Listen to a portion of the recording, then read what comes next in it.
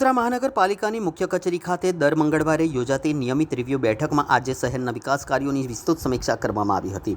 Municipal commissioner Arun Mahesh બાબુની અધ્યક્ષતામાં ગઈકાલે સાંજે પાલિકાની વડી કચેરી ખાતે યોજાયેલી આ બેઠકમાં પાણી પુરવઠા, ડ્રેનેજ, રસ્તાઓ, ટ્રાફિક વ્યવસ્થા અને આગામી ભગવાન જગન્નાથજીની રથયાત્રાની તૈયારીઓ અંગે પણ મહત્વપૂર્ણ ચર્ચા કરવામાં આવી હતી. બેઠકમાં વિવિધ વિભાગોના વડા ઉપસ્થિત રહ્યા હતા અને શહેરમાં ચાલી રહેલા વિકાસ કાર્યોની પ્રગતિની સમીક્ષા કરી. પાણી પુરવઠા સ્થિતિ અંગે સમીક્ષા કરતા કમિશનરે જણાવ્યું કે શહેરમાં પાણીની સમસ્યા હવે મોટાભાગે ઉકેલ તરફ આગળ વધી રહી છે.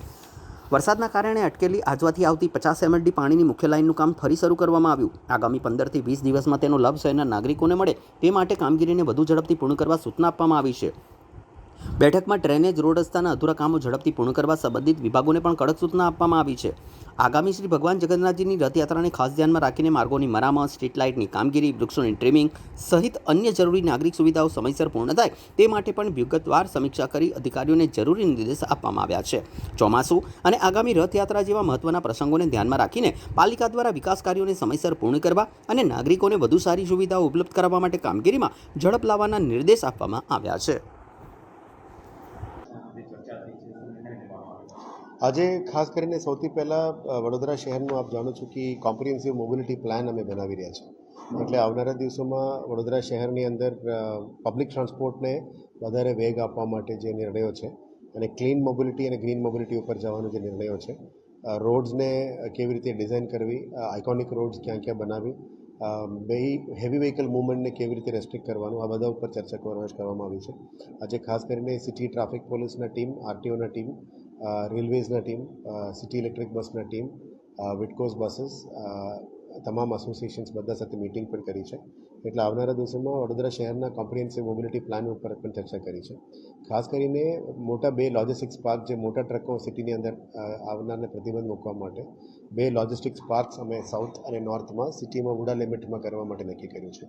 આવનારા દિવસોમાં જીએસઆરટીસી સ્ટેશનને પણ હેવી પબ્લિક ટ્રાન્સપોર્ટ પાર્કિંગ અને ડ્રોપ પોઈન્ટ માટે ડુમાણ ચોકડી અને જાંબુઆમાં 2 મોટા જીએસઆરટીસી સ્ટેશન્સ પણ કરવા માટે જીએસઆરટીસી તરફથી લેન્ડ શોધવાની પ્રક્રિયા શરૂ કરી દેવામાં આવી છે.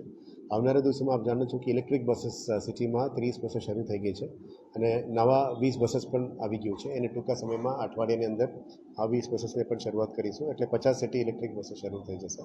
સાથે સાથ બાકી 130માંથી 80 બસીસ છે એ વિધિન ઓગસ્ટ મહિના પણ આવી જવાના છે. એટલે 130 બસીસ કમ્પ્લીટ ટ્રાન્સફોર્મેશન ઇલેક્ટ્રિક બસનું અમે કમ્પ્લીટ કરી દઈશું અને બાકીના 120 બસીસ છે એને પણ આ વર્ષ લાસ્ટ દરમિયાન સિટીમાં લાવવાની નક્કી કર્યું છે. સાથે સાથ નવા બસ સ્ટોપ્સનું પણ અમે પ્લાનિંગ કરી રહ્યા છીએ. ઇલેક્ટ્રોનિક બસ સ્ટોપ્સનું પણ પ્લાનિંગ કરી રહ્યા છે. નવા રેવન્યુ મોડલ્સનું પણ કેવી રીતે કરવી એ પણ પ્લાનિંગ કરી રહ્યા છે. આજે બુલેટ ટ્રેન હાઈસ્પીડ કોરિડોરની બહાર સ્ટેશન એરિયા ડેવલપમેન્ટ કેવી રીતે હોવું જોઈએ એના ઉપર પણ ચર્ચા થઈ છે. ત્યાં સિટી સ્ક્વેર કેવી રીતે કરવાનું છે, કયા આધારે કરવાનું છે, એનું પણ ડિઝાઇન્સ અત્યારે ચર્ચા કરવામાં આવી રહ્યા છે. આઇકોનિક બ્રિજેસમાં જે ક્રોકોડાઇલ બ્રિજ છે, સુસેન બ્રિજ છે અને આવનાર જે 13 બ્રિજની પ્લાનિંગ ઉપર પણ ધીરે ધીરે પ્લાનિંગ શરૂ કરી દેવામાં આવી છે. ઓવરઓલ કોમ્પ્રિહેન્સિવ મોબિલિટી પ્લાનમાં મોબિલિટી, લોજિસ્ટિક્સ અને રોડ્સ કેવી રીતે રહેવું જોઈએ, પાર્કિંગ પોલિસી કેવી રીતે અમલીકરણમાં લાવવાનું, એ બધા ઉપર પણ આજે ટ્રાફિક પોલીસ અને તમામ સ્ટેક હોલ્ડર્સ, આરએનબી, અલગ અલગ ડિપાર્ટમેન્ટ સાથે ચર્ચા કરવામાં આવી છે.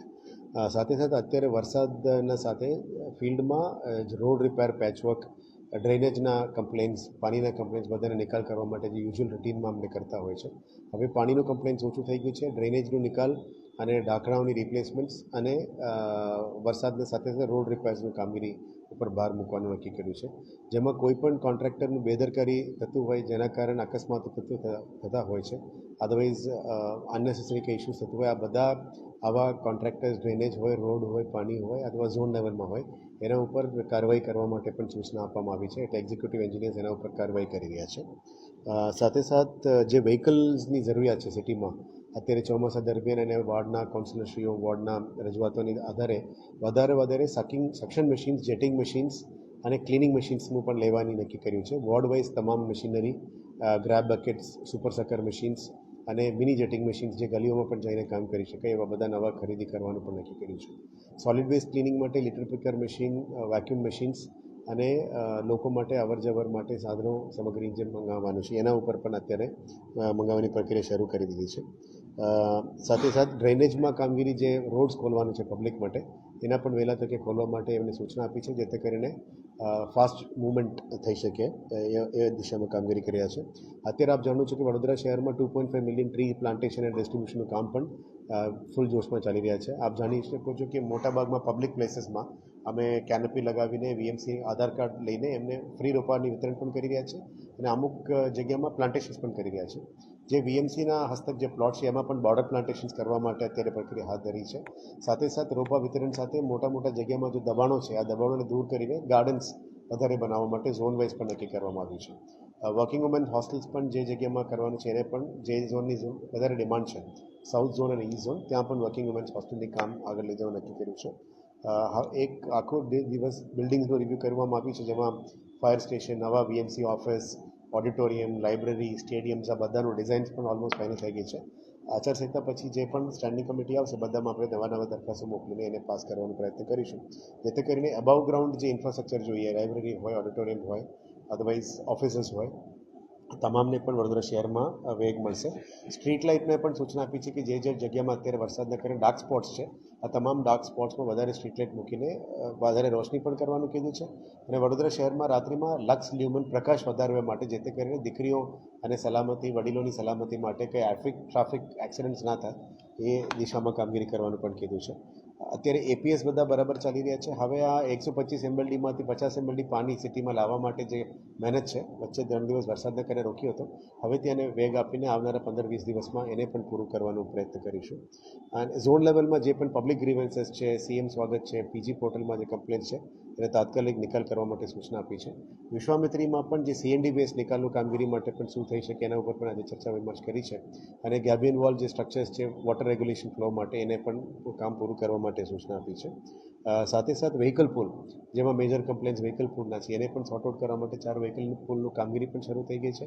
આવનારા દિવસોમાં તમામ વ્હીકલ્સને ઝોન વાઇઝ ડીએમસીની અંદર ફાળવણી કરી દેવાના છે, જેથી કરીને વોર્ડમાંથી જે ડિમાન્ડ આવે કાઉન્સિલરશીઓની, પબ્લિકોની, એમાં પણ કોઈનું સંકટ ના હોય, તમામને ગાડીઓ વ્યવસ્થિત મળી જાય, જેટિંગ મશીન્સ મળી જાય, તમામને ગ્રાબ બકેટ્સ મળી જાય, એવા રીતનું મશીનરી સાધન સામગ્રીની ઉપર પણ વધારે ભાર મૂકવામાં આવશે અને એમની પ્રોપર નિભાવણી અને ડીઝલ ચોરી બંધ થાય આ બધા ઉપર પણ આવનારા દિવસોમાં થોડું વધારે ફોકસ કરવાના છે. આવનારા દિવસોમાં જે બોલાર્ડ્સ અને ટ્રાફિક માર્કિંગ છે એના ઉપર પણ ભાર મૂકીશું. ઓવરઓલ સિવિક ઇન્ફ્રાસ્ટ્રક્ચર અને મ્યુનિસિપલ સર્વિસીસને સ્ટ્રેન્થન કરવા માટે જે રિવ્યૂ મિટિંગમાં જે ચર્ચાઓ છે એ ઉપર લેવામાં આવ્યું છે અને ઇન્ડિવિજ્યુઅલ પ્રોજેક્ટ વાઇઝ અમે અલગ ટીમ સાથે કન્સલ્ટન્સ મૂકીને કામગીરી કરવાના છે. 4 નવા આઇકોનિક રોડ્સ પણ યુઆઈ એક્સપ્રેસ ઓફ ઇન્ટરેસ્ટ મૂકીને એરપોર્ટ રોડ, નીલાંબર સર્કલથી આગળના સેવાસી રોડ, આવા સાઉથ ઝોન અને ઈસ્ટ ઝોનમાં વાઘોડિયા રોડ, આ બધામાં પણ આઇકોનિક રોડ્સ બનાવવા માટે પ્લાનિંગ ડિઝાઇન ફાઇનલ થઈ ગઈ છે. સાથે વિશ્વામિત્રી સ્ટેશન, અમૃત સ્ટેશન વડોદરા અને પ્રતાપનગર સ્ટેશન, ત્યાં પણ આઇકોનિક રોડ્સ બનાવવા માટે નક્કી કર્યું છે. આવનારા દિવસોમાં અલગ મોડલ્સ પણ અપનાવીશું. Public spaces, roads, public spaces અને લેક્સમાં પણ વધારે એક્ટિવિટીઝ કેવી રીતે થઈ શકે, વધારે ઇન્કમ કોર્પોરેશનને કેવી રીતે થઈ શકે અને લોકોને ત્યાં શું અલગ પ્રકારની સુવિધાઓ આપી શકાય એના ઉપર પણ ચર્ચા વિમર્શ કરી રહ્યા છે. જે રીતનું વડોદરા ગેસે અમૂલ જોડે ટાઈપ કર્યું છે, અમે પણ વિચારી રહ્યા છીએ કે નવું સિસ્ટમ્સ કંઈ થઈ શકે કે કેમ, એના ઉપર પણ ચર્ચા વિમર્શ કરી રહ્યા છે. આવનારા દિવસોમાં જે ઓડિટોરિયમ, સ્પોર્ટ્સ કોમ્પ્લેક્સીસ, લાઇબ્રેરીઝ, અતિથિગૃહ, ફાયર સ્ટેશન્સ, બોર્ડ ઓફિસીસ અને બિલ્ડિંગ્સમાં જન્મ મરણનો ઓફિસ, આ બધાની જે બિલ્ડિંગ્સ ઓલમોસ્ટ રેડી ફાઇનલ થઈ ગયું છે. આવનારા દિવસોમાં સ્ટેન્ડિંગમાં એ બધાને અમે પ્રપોઝલ્સ પણ મોકલવાના છે. વોકી ટોકી અમે એટલા માટે લાવ્યા છે કે આ ડિઝાસ્ટર સમયમાં જરૂરિયાત પડે છે, કારણ કે મોબાઈલ કવરેજનું ઇશ્યુઝ આવી શકે છે અને લોકોને થોડું એલર્ટ રહીને કામગીરી કરવા માટે આ સિસ્ટમ ઇન્ટ્રોડ્યુસ કર્યા છે. ખાસ કરીને સેનિટરી ડિપાર્ટમેન્ટના સફાઈ મિત્રો સવારે 7 વાગે આવે, રોડ સફાઈ વ્યવસ્થિત થાય અને આમાં રિપોર્ટિંગ લેતા વખત અમુક વખતે લોકો જોવા ના મળે, એટલે પ્રોપર રિપોર્ટિંગ આપવા માટે સેનિટરી ઇન્સ્પેક્ટર્સે તમામને આપ્યું છે અને સવારે મ્યુનિસિપલ સર્વિસમાં પાણી અને ડ્રેનેજનું મોટા સમસ્યાઓ ના આવે એને કંટ્રોલમાં લાવવા માટે વોટર ડિપાર્ટમેન્ટ, ડ્રેનેજ ડિપાર્ટમેન્ટ અને સેનિટેશન ડિપાર્ટમેન્ટને વોકી ટોકી આપવામાં આવી છે. Deputy commissioner, assistant commissioner, sanitary inspectors, drainage department અને પાણીના ડિપાર્ટમેન્ટ સાથે અને ફાયરના ડિપાર્ટમેન્ટ તો પહેલાંથી છે જ.